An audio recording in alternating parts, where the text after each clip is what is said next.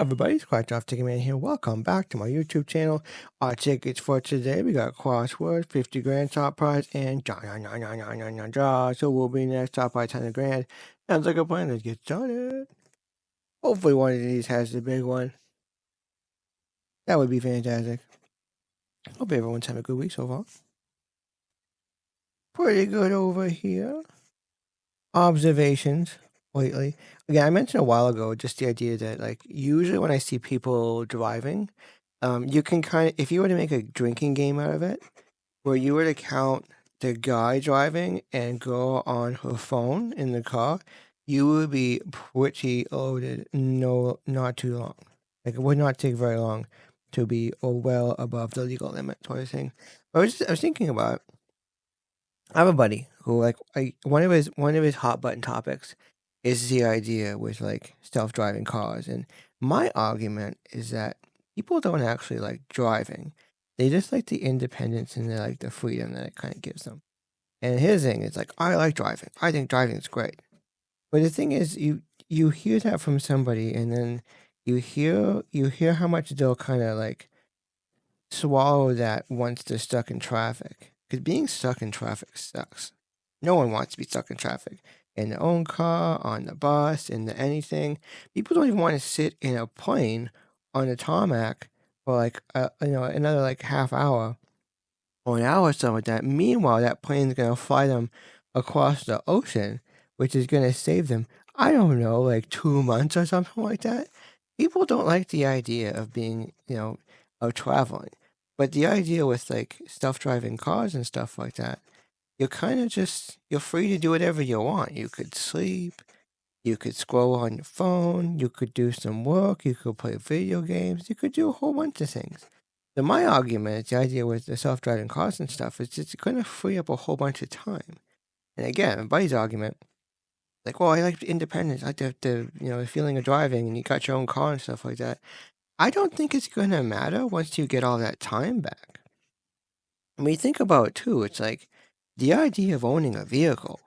Like people like myself, that's going to definitely keep you out of the game when you think about the cost of the insurance and the licensing and the maintenance and fuel, like all those things adding up. It's just it adds a lot of costs, and most of the time too, when you think about it, the idea with you know like car sharing and stuff like that, it didn't really take off the way that people thought it was going to. But the idea where you could like put your car on an app and then someone else could come over and like drive your car, kind of like Airbnb for your car, like ACAR or something like that.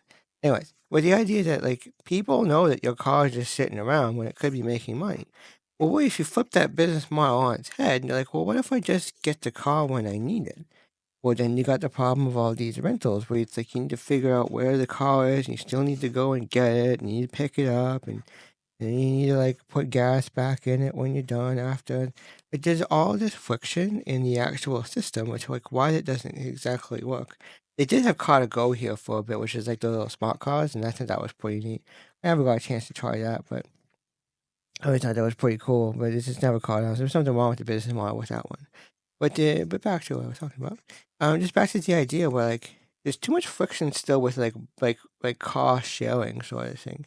So where are we from that? Well, Uber.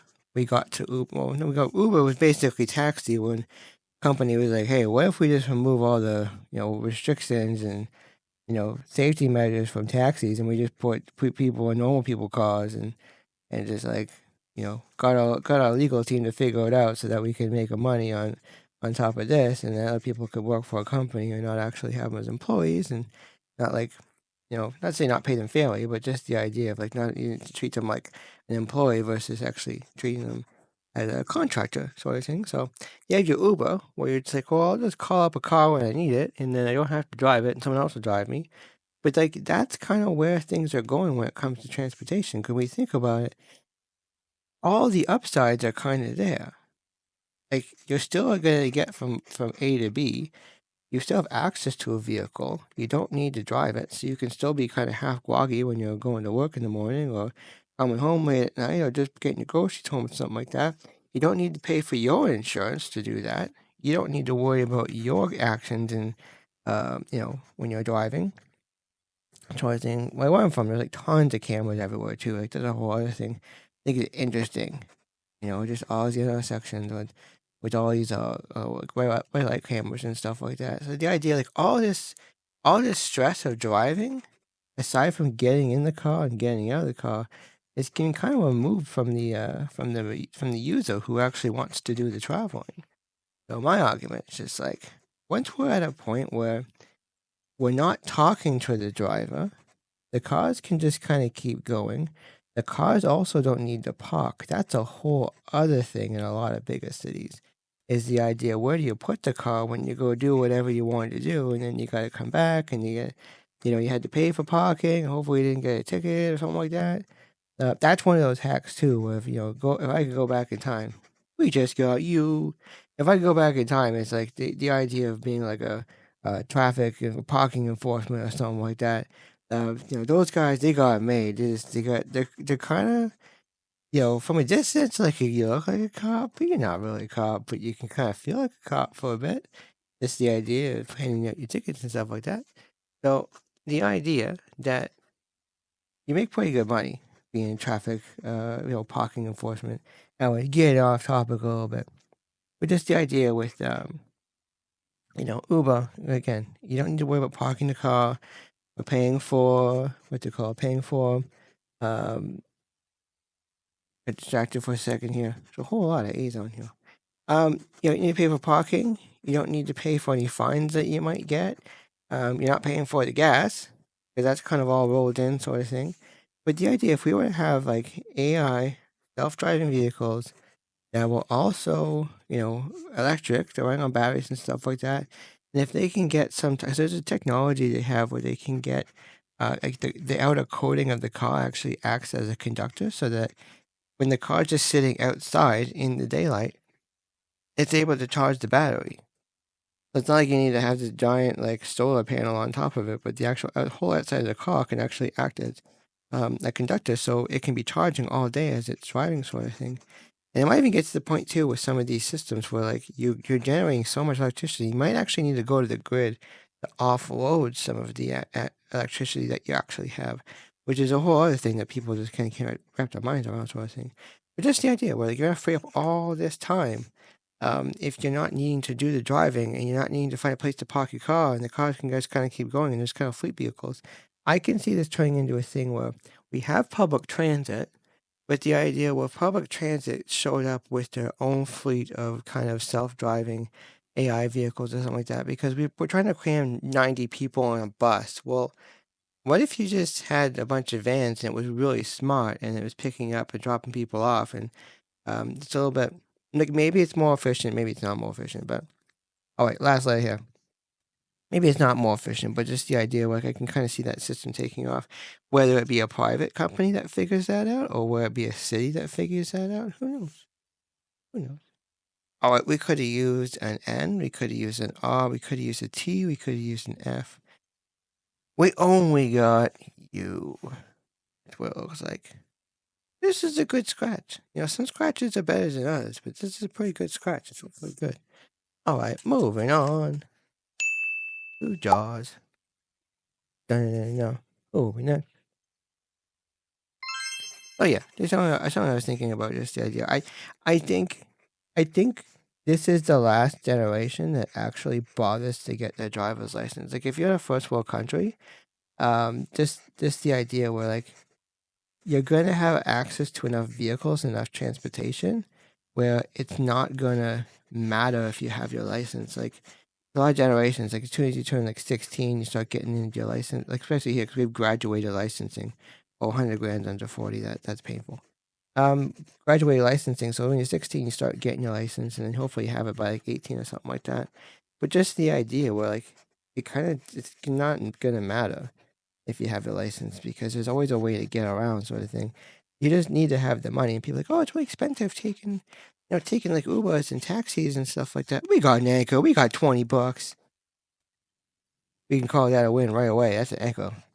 But just the idea where like when people are like, oh, it's really expensive when you're driving, and paying off all these $20 here, $40 there, but it's like I can only imagine what maintenance on a vehicle actually costs because there's the cost of the car itself. Most people take that cost and they kind of like spread it over like 5 years with the payments or something like that. So it's already a few $100 a month that's already coming out.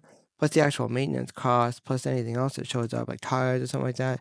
Like who knows? Like it's I would be curious to see what the numbers actually look like. And someone's like, oh, if you're spending like $200 a month on Ubers versus what your actual cost of your car is. So like to actually own it sort of thing. Okay, so we got 5, 17, 25, 12, and 7. The 5. Not seeing it. We got a neighbor down there. We got a neighbor. We got 4 and a 6. 17. Neighbor 18. Not seeing it. 25. Not seeing it. And 12. Not seeing it. We got a neighbor there. And 7. Not seeing it. A lot of neighbors on this one. But we did get the anchor for $20 on this. Let's go ahead with the bonus down here. So we got a chest. We got a second chest. Are we getting $70 on this? No, we're getting a fishing rod. We got fishing wadded right at the end there. That's not too bad. We got $20 on this one. All right, we always forget the bottom of this. Always forget the bottom. Let's just move this out of the way for a second. All right, lucky symbol. We got a bank. We could definitely use the bank right now. We got a book. We got a ladybug. We got a tree, and we got the plane. I don't think we've won anything on the bottom there. I don't think we have so far. Okay, so not too bad here. I think we got $3 on Monday. I think we got nothing yesterday, and then we got $20 today on Jaws. So if we're just counting today, we are up $12 on the day. I'll take it. That sounds pretty good. All right. Hope everyone has a fantastic day. Thanks for hanging out. See you in the next one. Good luck at it.